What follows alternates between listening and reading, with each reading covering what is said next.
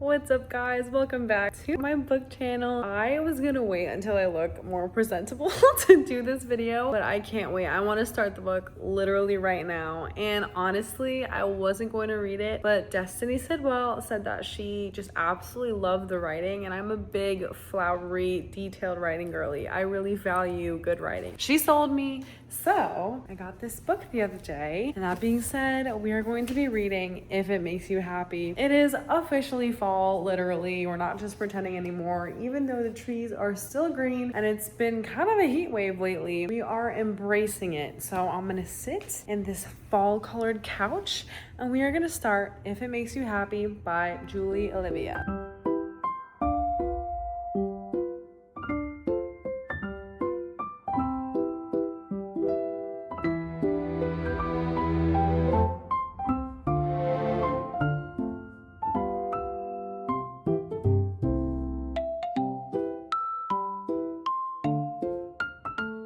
My thoughts off the bat are, I don't like that this paper is white. I know that is so particular of me. I also don't like that none of the copies were perfect. Like, they were all bent right here. It's fine, whatever. I actually have started to really enjoy the worn book look, but it's actually really bothering me that, number one, the pages are white. Like, it doesn't feel real to me. I like when the pages are like, you know, that paper auburn kind of crinkly thin material. I don't know how to explain it, but they're not white. The pages are not white. I'll find a book for you later and show you what I mean, but it just looks like printer paper. It looks like an arc, you know? I don't know. I'm just really particular about how my pages look. But oh, that's a cute illustration. I don't know, maybe I have leftover book tabs. Maybe I'll just use some of those. And unfortunately, I was made aware that this has explicit content in it. And it says in the author's note, while this book is full of fun nostalgia and autumn spirit, I would also like to note the following content warnings: descriptive sex scenes and explicit language. There's other, what's it called? Content warnings, but I do not read smut. I am a strong contender that smut should not be in books, and that should not be appropriate. It should not be allowed, and publishers should not publish books with that content in it, because what the heck is the point? So I will be 100% skipping it. I don't care if I miss dialogue. It's not happening. It's not going in here, okay? It's not happening. So, that being said, that is extremely disappointing. But like I said, Destiny said, well, really, she really got me with the, oh, this writing is so good. And she was reading the quotes on her page. So that's why I was like, wow, like those quotes really are beautiful. And I do not have any fall books. This is literally the first fall book I own. That being said, in the future, I am 100% going to do my due diligence. I'm going to do my research. And I do not want to spend any of my money on books with explicit content in them. And that includes cussing, because what is the point? Like, what is the point? There is none. And you're going to see a shift in my content as well, because I'm going to start majority purchasing Christian books, whether that be Christian fiction, Christian fantasy, Christian romantasy, just Christian authors that are writing books that are clean and wholesome and faith-filled. So that is the goal. I have a ton of books saved on my TikTok that I want to search up on Amazon and put on my wish list. My wish list is always linked down below for you to get ideas for Christian romances, Christian fantasies, because they're out there, believe it or not. Even some Christian suspense. I didn't even know that was a thing. But this might be one of the very last romance books you'll see me read that has any kind of explicit content in it, and that's written by a non-Christian author. And that is not to be exclusive. That is to take care of my body, take care of my mind, take care of my spirit, and maintain my relationship with God. And what the heck is the point of reading things like that? You know, it adds nothing to my life. Therefore, I will not be spending my money on it. Spiel over. I am going to read probably the first chapter, because I'm still reading the other book that I'm not going to talk about right now. But I don't know. I'm going to try it out and we'll see.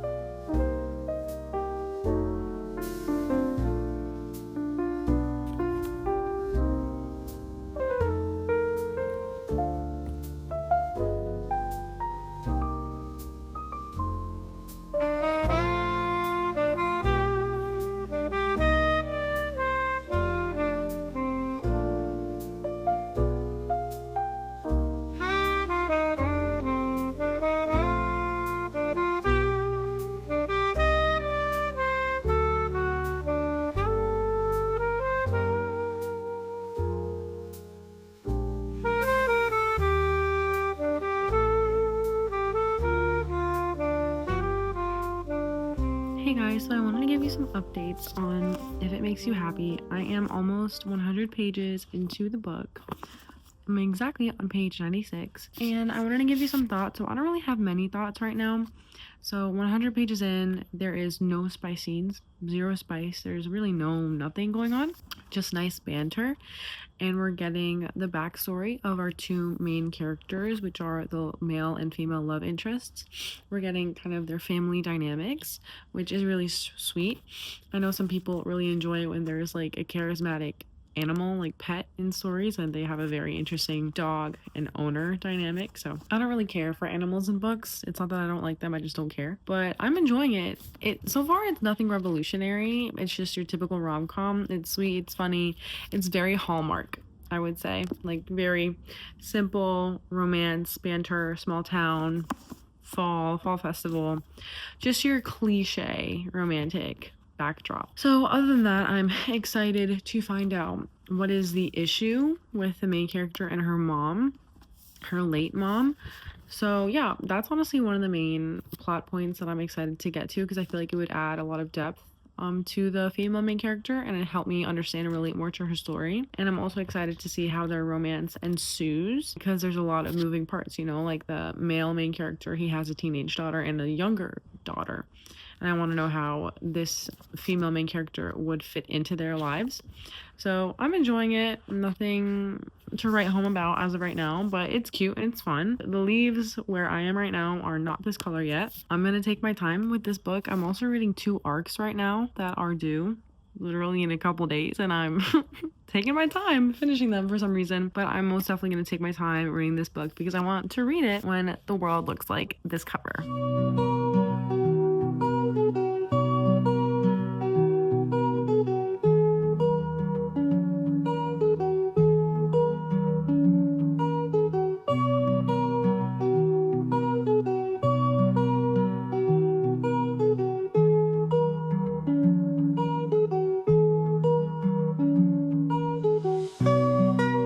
What's up, guys? So why does my hair look like that? So it's been like quite a few days. I haven't really read that much further. I'm only on page 148. I just wanted to say that like this author, Olivia, she just gets people. Like the banter between the main character Michelle and the male love interest Cliff is so good. Like genuinely, like it's so believable. It's like I'm watching someone transcribe what's happening in real life. Like it is so cute and romantic, and like still like we haven't even gotten to the romance yet. Like there has been no kiss, there has been no date. They're just like getting to know each other, and he's just being so friendly and endearing, and he's like complimenting her so freely and like slowly but surely like warming all the ice chips in her heart. It's just so sweet. So that is literally the only update I have, and I love how he knows her. Like I literally underlined this part last night where it said, "He looks down at me, eyeing my white-knuckled fist around the bag of sandwiches. I hold the ladder steady while Cliff takes a wobbling step down. Betty call you Shells again?" he asks. "Yes," I mumble. The nerve. Because she doesn't like unsolicited nicknames that people give her. So I just love that he saw her grip and he was like, oh, she's annoyed because the sandwich maker called her a nickname. That's just really cute. Anyways, I'm gonna try to get to page like 250 today. Not sure if that's possible, but that's the goal.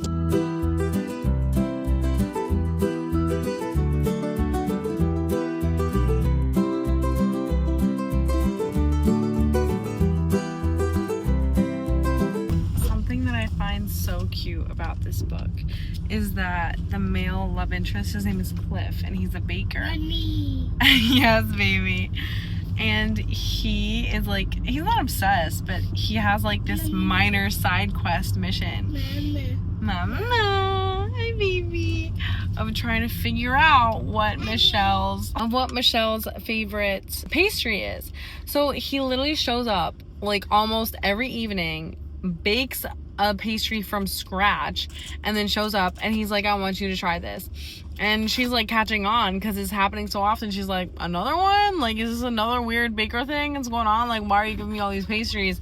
So she tries them, and he always gets disappointed because like allegedly he can like tell when it's her favorite, but like he won't ask her what's your favorite pastry? He just wants to like make it for her and see her reaction, which I think is so adorable and so funny and so cute that he just refuses to ask. He just is going based off reaction. And his logic is that if she takes more than one bite, instead of just saying, oh, it's delicious, and then putting it back, then he'll know that that's her favorite and he'll keep bringing them to her. So I think that that's really adorable and really cute. And I just wanted to mention that because this is such a cute book. I like.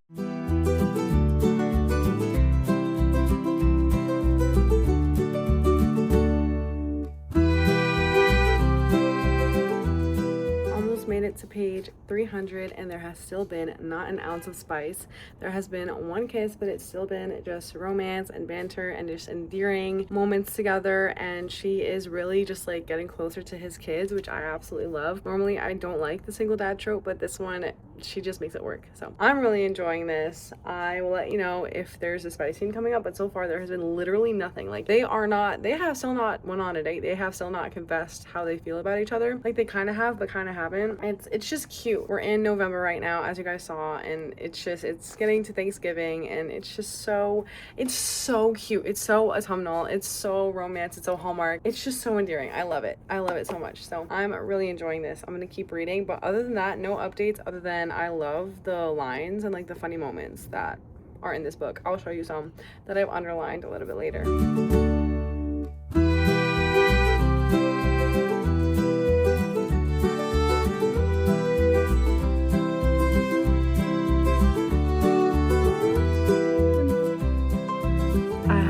To do, but I literally cannot stop reading. Like this book is so good.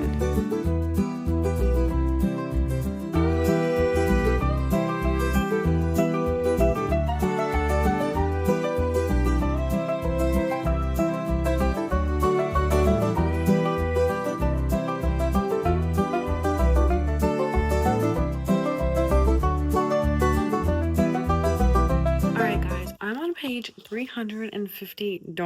We're not talking about my hair. I'm on page 355 right now, and still no spice. Okay, we're like, let's say 70% into the book. Still no spice, but there still really hasn't been a big reveal of why she's closed off. Like she doesn't talk about her feelings to her own sister, even though she's telling Cliff, the male main character, like how much she loves her, how she's her favorite person in the whole wide world.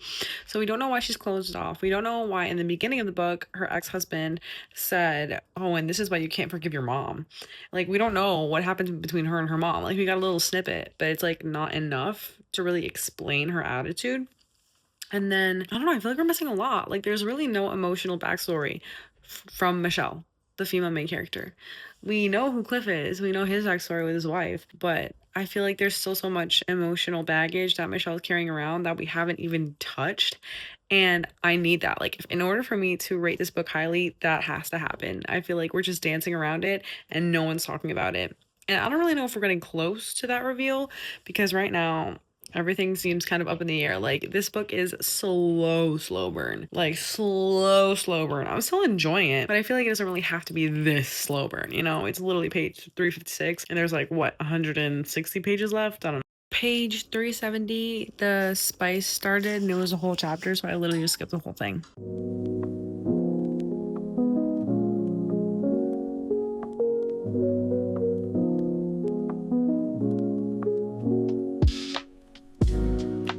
Okay, now I'm on page 400 and there was like maybe like two.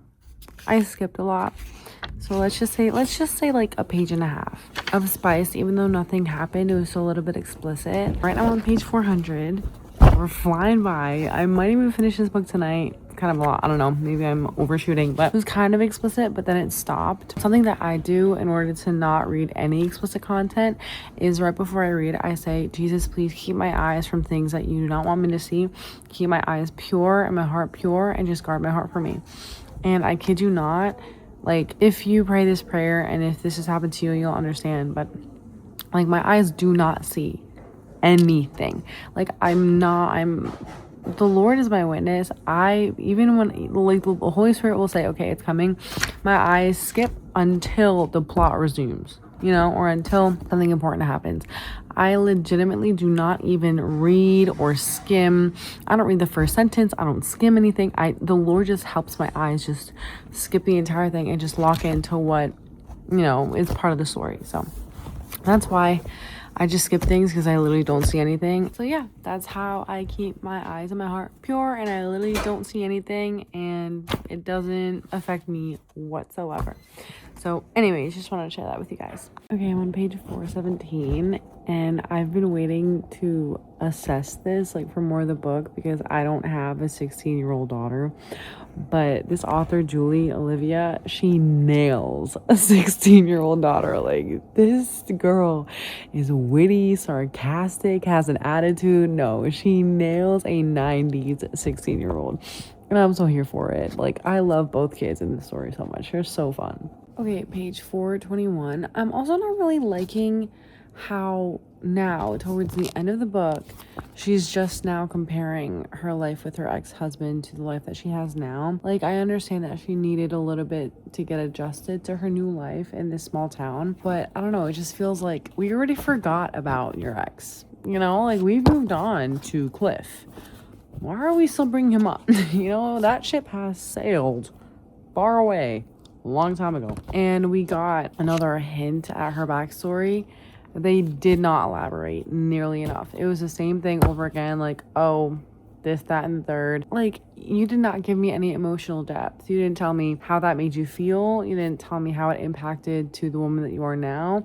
Because it talks a lot about her being guarded and her being like, oh, I'm not gonna let you in, her holding back laughter, whatever. But, like, she doesn't dive into that herself. Like, she's still not opening up. And I have 70 pages left.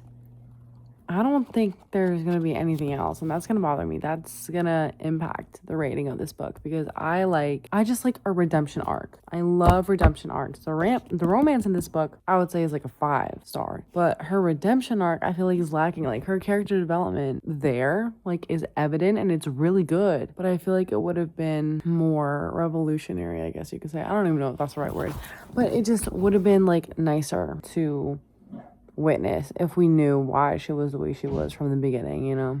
Like, it's literally page 421.